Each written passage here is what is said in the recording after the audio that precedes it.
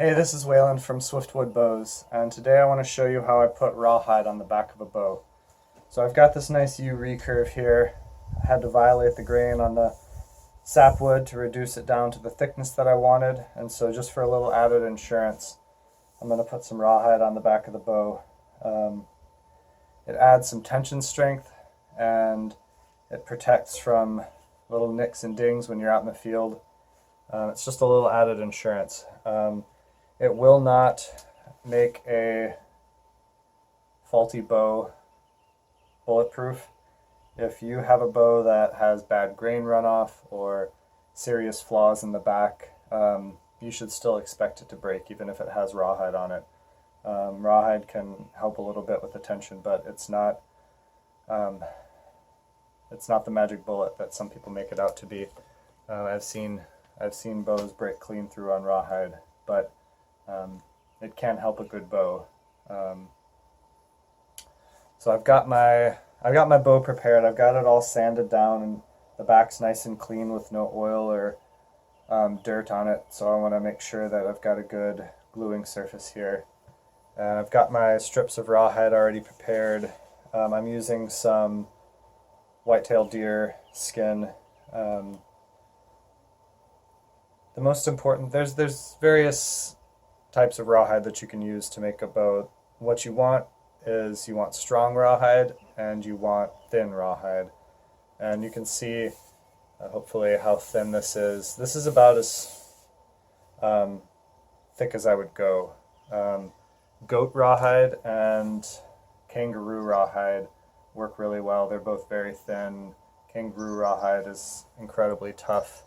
But whitetail rawhide does a fine job. I would not use cow rawhide. It's just too thick. I hear about people getting dog chew toys and soaking them, and it's just adding way too much mass to your bow. It's going to slow your bow down. It's unnecessary to have it that thick. It's worth spending a little bit of extra money to get a good whitetail hide to cut up, or to buy backing strips. So I've got my strips cut already, and I've got some lines marked on my bow about where I want them to go. I'm going to stop short of the tips on this bow. These recurves out here are not working at all. I don't have to worry about the tension strength of them. They're not going to budge at all. I'm just not wanting to add the extra mass out there, and I like the look of having a little bit of white sapwood here. I'm going to cover up this rawhide with snake skins on this bow, so just know that that's an option if that's what you want, but you can also just leave the rawhide plain. It makes a really good canvas for doing decoration, if you'd like to do some painting or drawing on your bow. I do apologize, I'm competing with the birds out here. I hope that they're not dominating the audio too much on my video here. So I've got my strips ready. I've got them all laid out. They're a little wider than the bow. You don't want to have it cut exactly to the length of your bow. It's okay if it hangs over a little bit. I don't like to have a lot of excess hanging off.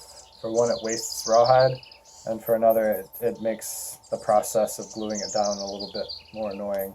And I even have it tapered out here towards the tips a little bit, so I don't have a lot hanging off where the tips get more narrow, but still it's wider than the bow. I just do one limb at a time. So the first thing I'm going to do is I'm going to take both of my rawhide strips and I'm going to soak them in a bowl of water until they are totally soft and pliable. So I'm going to come back to the video here after they are totally soaked through. I'm going to put something on top of them so that they are fully submerged, and when I come back, I'll let you know how long they were soaking, and we'll move on to the next step. Alright, I'm back. I've let the rawhide soak for about 20 minutes. It's nice and soft and pliable, totally soaked through. You don't want to jump the gun and get it going before the rawhide's actually good and soaked. You want it to be super pliable. So I'm going to lay out my strips here on this towel so I can dry them off.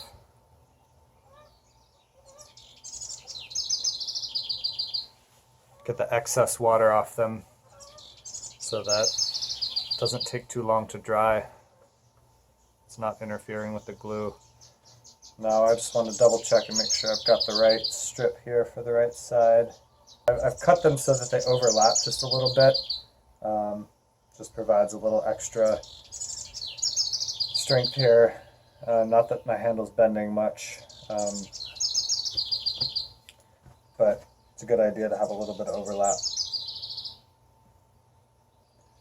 Okay, so there's two sides to the rawhide. There's one side that's a little smoother and glossier. That's the side that you want up, and then there's another side that is a little softer with more texture. That's the side that you're going to glue down. So take a moment to make sure that you're doing the right one. Now a little bit about glue. I've got a couple options here. I've got Titebond 2, which is a water-resistant glue, and Titebond 3, which is waterproof. Both of these work well. You can also use hide glue if you want to go a more primitive, natural route. I'm gonna use the Titebond 2 for the only reason that the Titebond 3 dries darker and kind of leaves a dark edge, which sometimes isn't a problem, and honestly probably won't be an issue on the bow that I'm doing because I'm going to cover this with snake skins, but I'm going to use the Titebond 2 anyway. So you want to make sure that you've got enough glue, but obviously if you put too much on there it's just going to be squeezing all over the place and making a mess, so it's a bit of a balance. So I'm just going to kind of make a nice line of glue here, and you can always add more if you need it.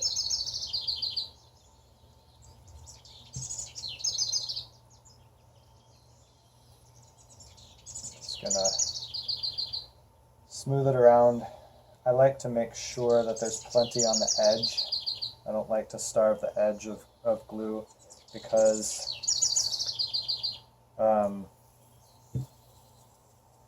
that's where I really want it to, I don't want my edges lifting up. It's okay to get some glue off the edge of the bow. We're going to clean it up later after everything dries.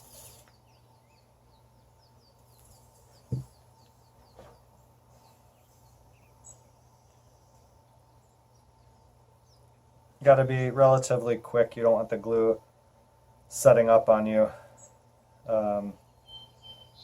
So don't waste too much time, but this stuff gives you a little bit of work time if you need it.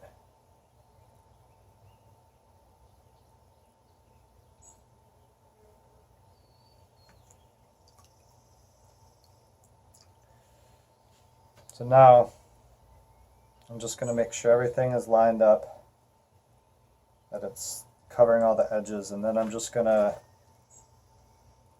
really work down the length of the bow, pushing out the excess glue and any air bubbles. We really want to get all the air out of there, and now is your chance to do that. Once the glue is dried, it's possible to get air bubbles out, but it's more difficult. So I'll be right back. I'm going to go grab the cloth that I used to wrap, and I'll wrap it up for a little bit just to get the edges set. Okay, so I've got it glued down. I'm just going to show you what it would look like if you want to wrap it up. This is just a t-shirt that's cut into a strip. I'm careful to try to make sure that it's laid flat so that I'm not creating a wrapped texture on here. I want to, like I said, keep it as loose as I can while still helping to hold down the edges. Wrapping it tighter is just going to leave an indentation pattern in your rawhide. The main thing I'm wanting to do is push down the edges so that they're getting glued and not lifting up.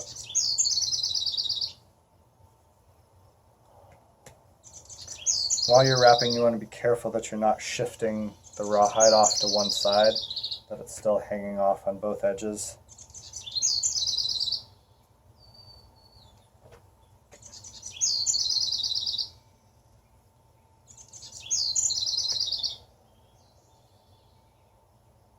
And you can kind of shift it around as you're going a little bit.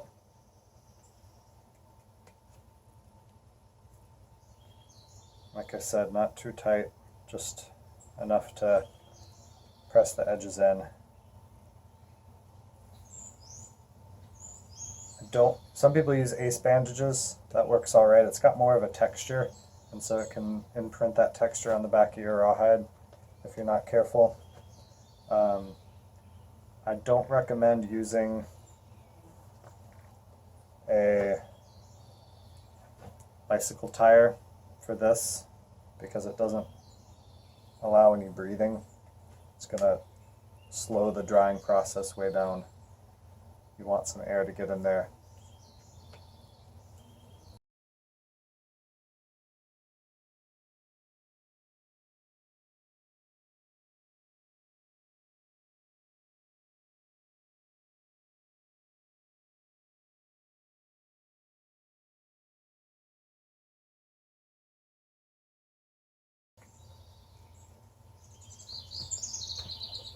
Okay, now I'm going to turn this around, do the other side.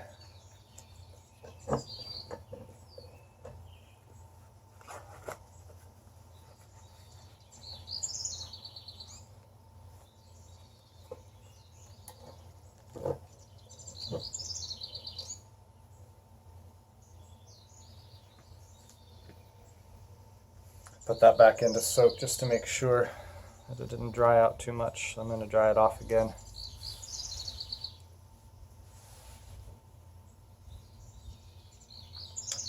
Okay, I realize that I'm going to need to unwrap this a little bit here at the handle just so I can get the overlap that I need.